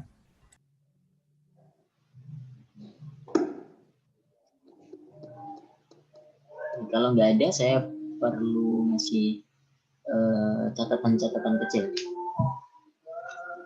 Ya, boleh Ustaz, dipersilakan. Ya, supaya lebih buat pengayaan begitu ya teman-teman ya.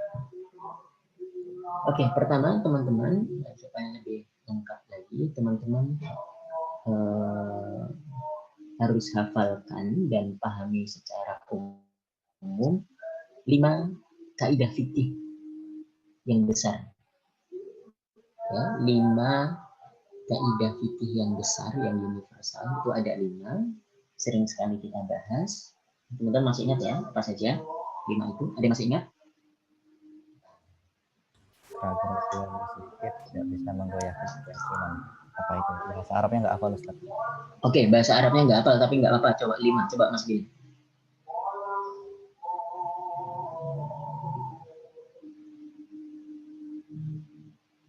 Kaidah pertama apa? Yang pertama itu segala sesuatu tergantung niatnya. Sip. Oke. Kedua? Yang kedua itu suatu kesulitan bisa menimbulkan kemudahan. Mumtaz, Masya Allah. Yang ketiga? Keyakinan tidak bisa dihilangkan dengan keraguan. Yes. Oke. Yang keempat itu kemudaratan harus dihilangkan. Oke. Yang kelima? Bisa dijadikan landasan hukum. Apa yang bisa dijadikan landasan hukum? Kaidah fikihnya itu Ustaz. Bukan kaidah fikih, tapi adat kebiasaan. Oh ya, kebiasaan. Al-adah muhakkamah. Adat kebiasaan yang biasa terjadi di masyarakat itu bisa jadi aspek landasan hukum. Gitu. Ya, Ustaz. Jadi contoh untuk menentukan mahar, ya, mahar itu kan menjadi haknya perempuan.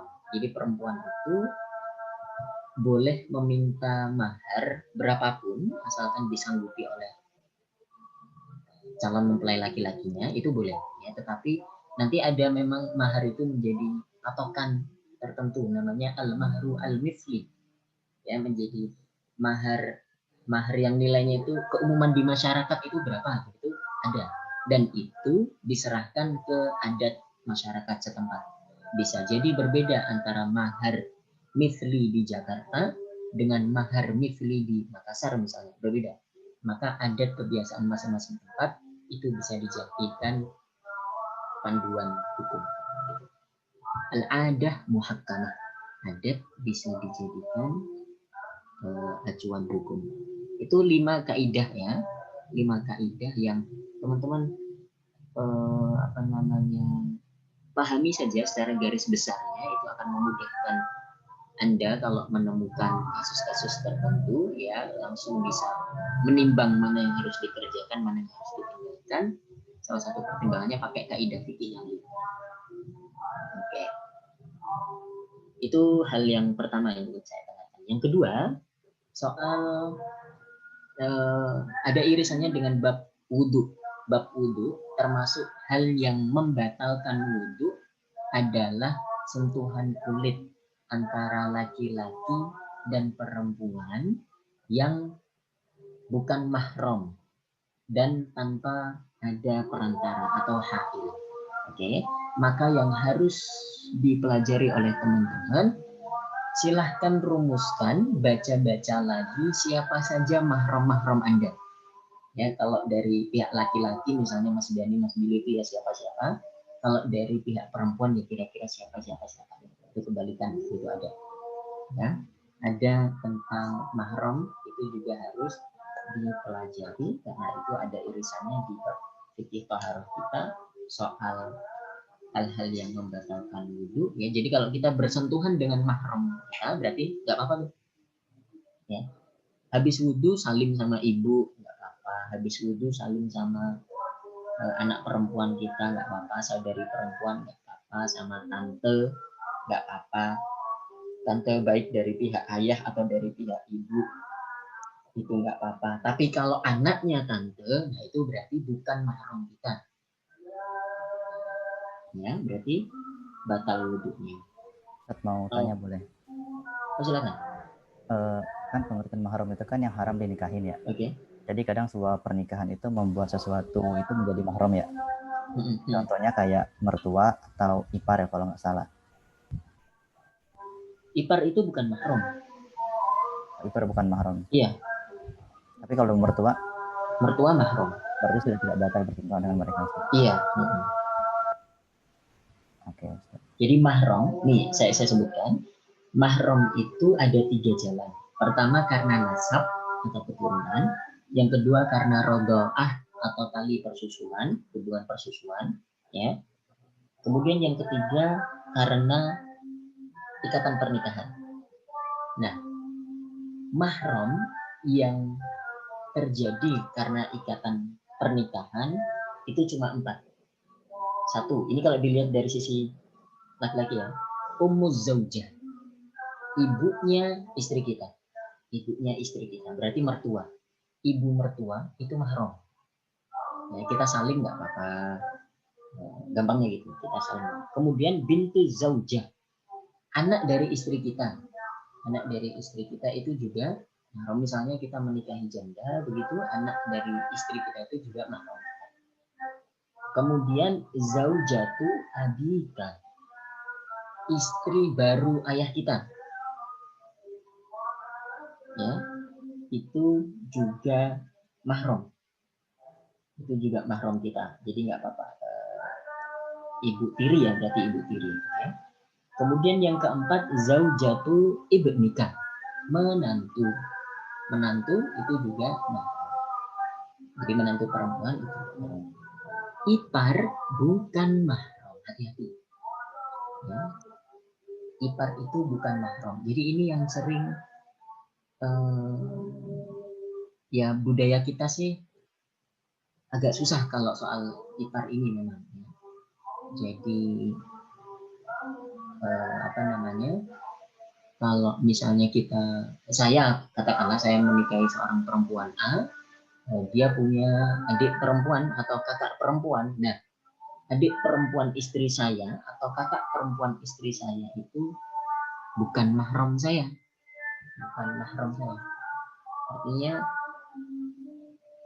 haram dinikahi karena saya masih punya ikatan dengan istri saya itu. Oke ya? Oke.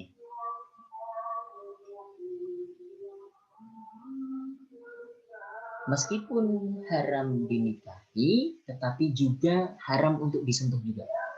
Ini menarik kalau teman-teman nanti belajar mahram itu memang kayak gitu ya. Jadi ada yang bukan mahram tapi boleh disentuh, bukan mahram tapi boleh disentuh, bukan mahram tapi boleh disentuh, yaitu istri kita. Istri itu bukan mahram. Mahram kan artinya tidak boleh dinikahi, wong kita malah nikah dengan istri, gitu ya. Jadi bukan mahram tapi boleh disentuh. Contohnya istri. Ada juga yang bukan mahram tapi juga tidak boleh disentuh. Yaitu ipar. Ipar. Ipar itu maut kata Nabi Muhammad. Ipar itu maut, hati-hati. Kita sering dalam tanda kutip terjerumus pada kebinasaan itu karena ipar gitu ya, karena kita mengiranya karena kita menikah dengan adiknya atau kakaknya gitu maka kita sudah halal baginya. Enggak, tetap tidak boleh disentuh. Kita boncengan atau salaman sama adik ipar kita atau kakak ipar kita begitu, itu sebenarnya tidak boleh, tetapi memang ya budaya kita itu agak kurang mengenal itu. Biasanya itu kan kakakmu, kakak istrimu, adik istrimu, ya begitulah, harus lebih banyak kesabaran dan pinter-pinter kita untuk memposisikan diri. Gitu.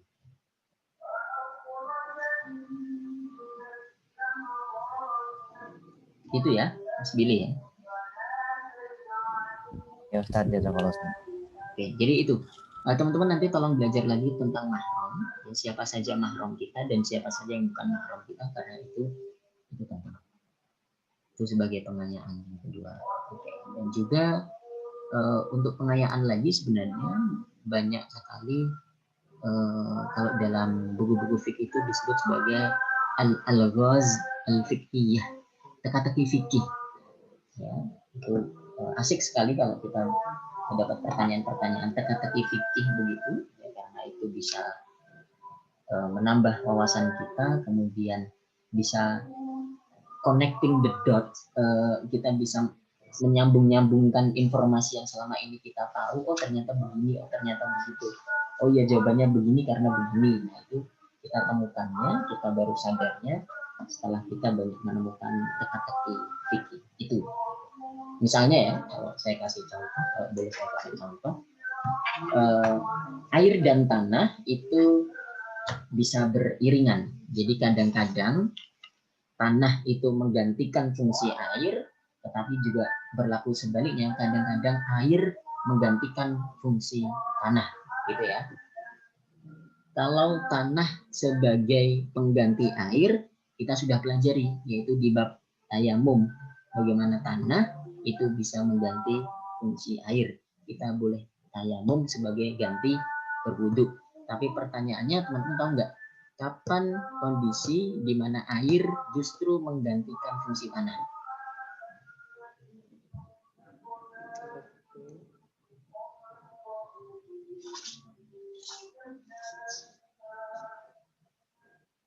Ada yang tahu kapan air menggantikan fungsi tanah?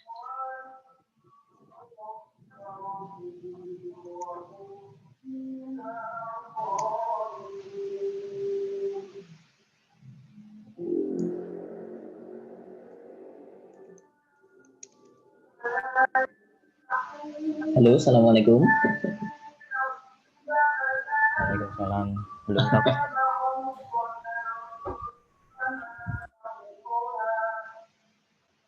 Ada yang tahu? Jawabannya adalah kapan air itu menggantikan fungsi tanah adalah ketika ada orang itu hidupnya di tengah lautan, di tengah kapal, atau di tengah apa sih namanya kalau pertambangan begitu tuh, rig ya, kilang minyak di tengah. Nah, airnya nggak memungkinkan ya, Pak. Misalnya, oke, dalam kondisi seperti itu, misalnya kita dalam perjalanan selama berbulan-bulan di kapal, ya, di kapal laut, ada yang meninggal, Kalau yang meninggal kan harus dikuburkan. Bagaimana nih? Nggak ada tanah, ya? Maka yang seperti ini atau dalam kondisi seperti ini, air menggantikan fungsi tanah, yaitu jenazahnya boleh diikat dengan sesuatu yang berat, kemudian boleh dilemparkan ke dalam lautan, ya, asalkan tetap tadi itu diikat dengan sesuatu yang berat agar dia jatuh begitu dan tidak mengambang, ya. Itu sebagai ganti dari menguburkannya. Jadi dalam tanda kutip menguburkannya di dalam air. Itu air sebagai ganti tanah. Karena kalau misalnya disimpan saja jenazahnya, itu kan kita berbulan-bulan, nanti bisa justru menimbulkan bau, menimbulkan penyakit, menimbulkan hal-hal yang tidak menyenangkan misalnya. Maka jenazah ini harus segera diselenggarakan proses jenazahnya, dimandikan, dikafani gitu. Kalau nggak ada kain misalnya pakai kain apa gitu. Kemudian ditenggelamkan di dalam lautan. Nah, disitulah air menggantikan fungsi tanah. Itu masuk di dalam bab teka-teki fikih. Paham ya? Jadi kapan tanah menggantikan air, kapan air menggantikan tanah. Oke, itu bisa jadi tebak-tebakan. Ada lagi misalnya Kita kan tahu tuh macam-macam najis, itu salah satunya adalah darah. Ya, tetapi ada satu darah yang justru sunnahnya atau bagusnya itu dibiarkan saja. Ya, tidak usah dibersihkan, tidak usah dihilangkan begitu. Pertanyaannya, kira-kira darah apa itu?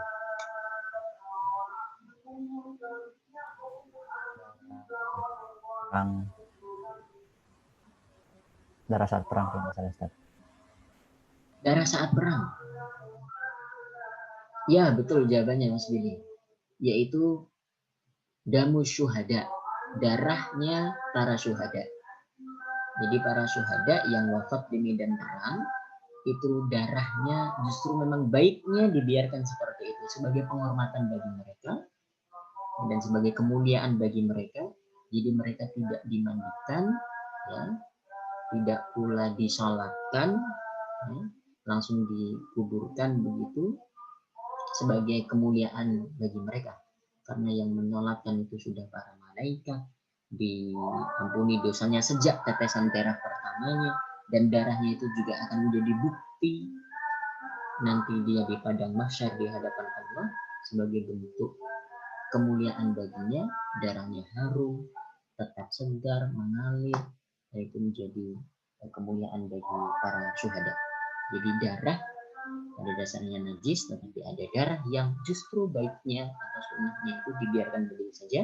Jawabannya adalah darah syuhada yang wafat di medan tempur. Oke, itu kira-kira begitu teka-teki fikih itu. Jadi bisa buat pengayaan, bisa buat kita berpikir lebih dalam lagi, atau lebih jelimet lagi. Ada banyak sekali pertanyaan-pertanyaannya, levelnya bisa beda-beda.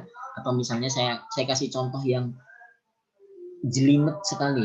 Saya kasih contoh pertanyaan teka-teki fikih yang Masya Allah ini hanya bisa dijawab oleh yang paham sekali gitu kira-kira.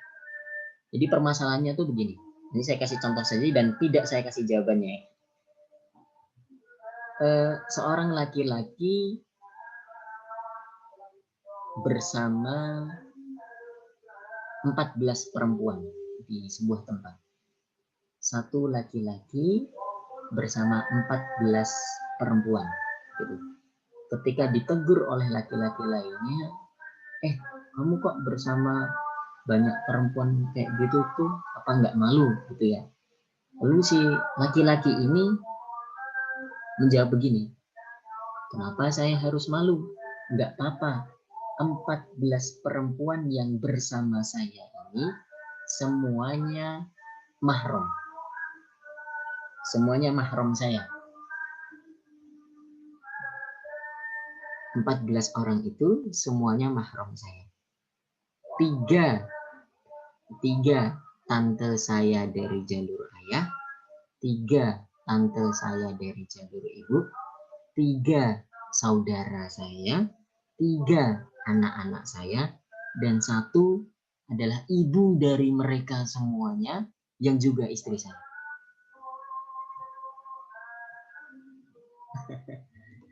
Bayang nggak? Itu teman-teman kalau mau catat soalnya dan dipikir-pikir gitu ya, silahkan. Jadi ada 1 orang laki-laki bersama 14 perempuan, ya, yang kemudian dia ini menceritakan bahwa 14 ini ternyata nggak apa saya bersama mereka tuh, mereka bukan orang asing bagi saya. 3 diantaranya adalah tante saya dari pihak ayah. Oke. Kemudian 3 yang lain adalah tante juga dari pihak ibu saya. Kemudian 3 itu adalah saudari-saudari saya. Kemudian 3 lagi adalah anak-anak saya.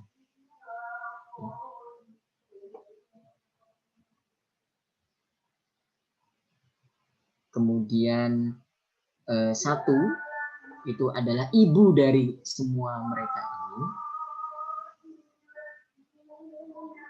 Ya, yang sekaligus adalah istri saya. Oh sorry, ini berarti berapa nih? 13 ya, 13. Oke. Nah, pertanyaannya gimana kok bisa gitu ya? Kok bisa 3 tante dari pihak ayah, 3 tante dari pihak ibu, Gimana tuh? 3 saudari saya, 3 anak-anak saya. Kemudian 1 ini adalah ibu dari mereka ini semuanya, dan ini sekaligus istri saya. Bingung kan ya? Ini masuk soal yang jelimet. Billy have lost connection.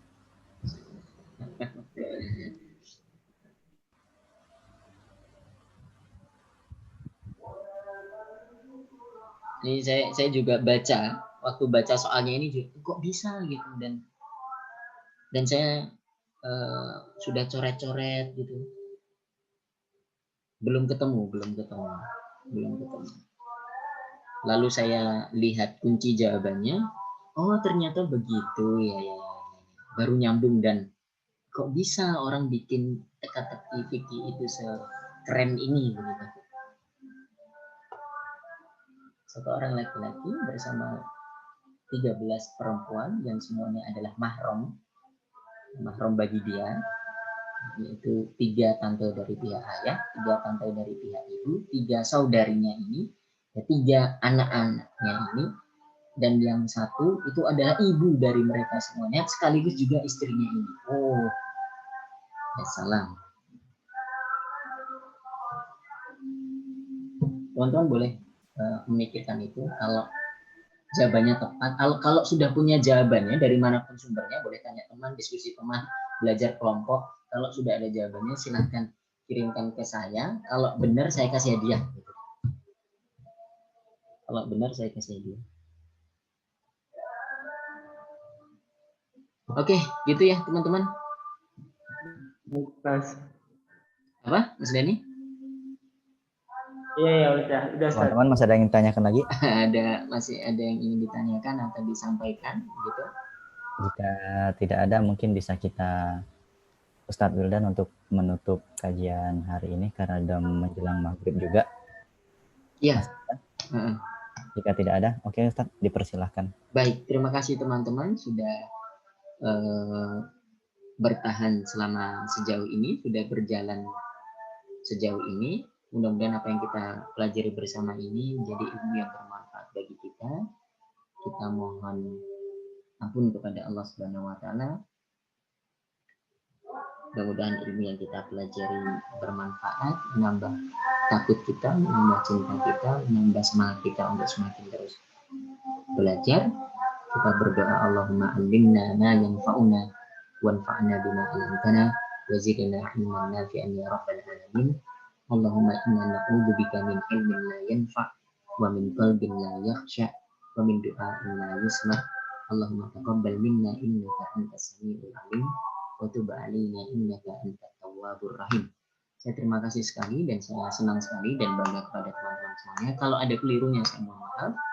Kalau ada benarnya itu datang dari Allah Subhanahu wa taala.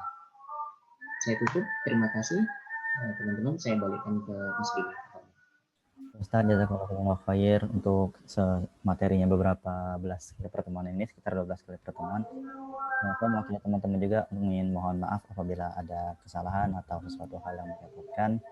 Semoga ilmunya bermanfaat dan bisa kita amalkan, bahkan bisa kita ajarkan ke teman-teman atau ke keluarga.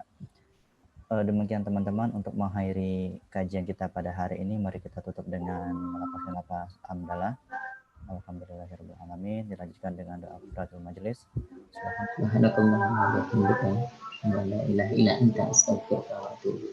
Astagfirullahaladzim. Saya akhirnya, assalamualaikum warahmatullahi wabarakatuh. Waalaikumsalam warahmatullahi wabarakatuh. Insyaallah teman-teman, segera saya rapikan PowerPoint-nya dan saya kirimkan lengkap nanti dari bab yang pertama sampai bab yang terakhir. Insyaallah. Ya, jazakallahu Ustaz. Jazakumullahu khairan. Terima kasih teman-teman semuanya. Assalamualaikum warahmatullahi wabarakatuh. Waalaikumsalam warahmatullahi wabarakatuh.